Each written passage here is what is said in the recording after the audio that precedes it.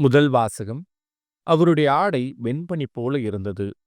இறைவாக்கினர் தானியேல் நூலிலிருந்து வாசகம். அதிகாரம் 7, இறைவசனங்கள் 9 முதல் 10 முடிய மற்றும் 13 முதல் 14 முடிய.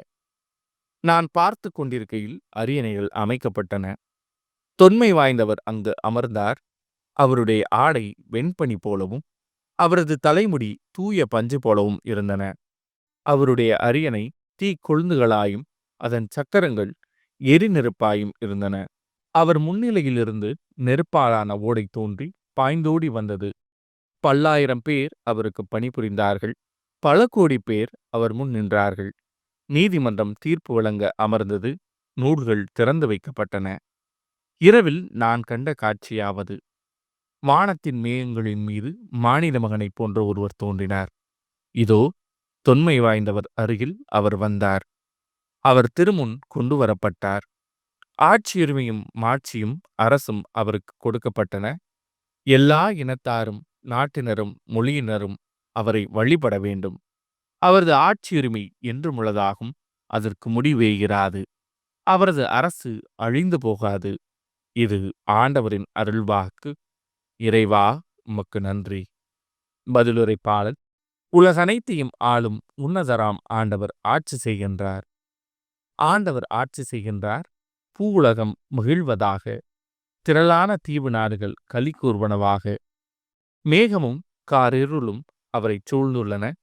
நீதியும் நேர்மையும் அவரது அரியணையின் அடித்தளம். உலகனைத்தையும் ஆளும் உன்னதராம் ஆண்டவர் ஆட்சி செய்கின்றார். ஆண்டவர் முன்னிலையில், அனைத்துலகின் தலைவர் முன்னிலையில் மலைகள் மெழுகென உருகுகின்றன. வானங்கள் அவரது நீதியை அறிவிக்கின்றன. அனைத்து மக்கள் இனங்களும் அவரது மாட்சியை காண்கின்றன. உலகனைத்தையும் ஆளும் உன்னதராம் ஆண்டவர் ஆட்சி செய்கின்றார். ஏனெனில் ஆண்டவரே உலகனைத்தையும் ஆளும் உன்னதர் நீர். தெய்வங்கள் அனைத்திற்கும் மேலானவர் நீரே. உலகனைத்தையும் ஆளும் உன்னதராம் ஆண்டவர் ஆட்சி செய்கின்றார். நற்செய்தி வாசகம். மோசே, எலியா என்னும் இருவர் இயேசுவின் இறப்பை பற்றி பேசிக் கொண்டிருந்தார்கள். லூக்கா எழுதிய தூய நற்செய்தியிலிருந்து வாசகம். அதிகாரம் 9, இறைவசனங்கள் 28 முதல் 36 முடிய. அக்காலத்தில் இயேசு பேதுருவையும் யோவானையும் யாக்கோபையும் கூட்டிக் கொண்டு இறைவிடம் வேண்டுவதற்காக ஒரு மலை மீது ஏறினார். அவர் வேண்டிக் கொண்டிருந்த போது அவரது முகத்தோற்றம் மாறியது. அவருடைய ஆடையும் வெண்மையாய் மின்னியது. மோசே, எலியா என்னும் இருவர் அவரோடு பேசிக் கொண்டிருந்தனர்.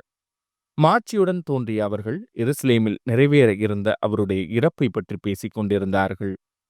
பேதுருவும் அவரோடு இருந்தவர்களும் தூக்க கலக்கமாயிருந்தார்கள்.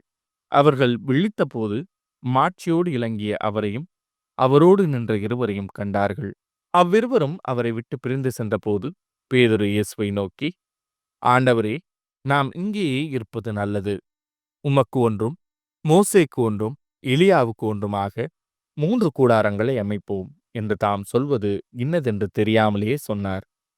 இவற்றை அவர் சொல்லிக் கொண்டிருக்கும் போது ஒரு மேகம் வந்து அவர்கள் மேல் நிழலிட்டது.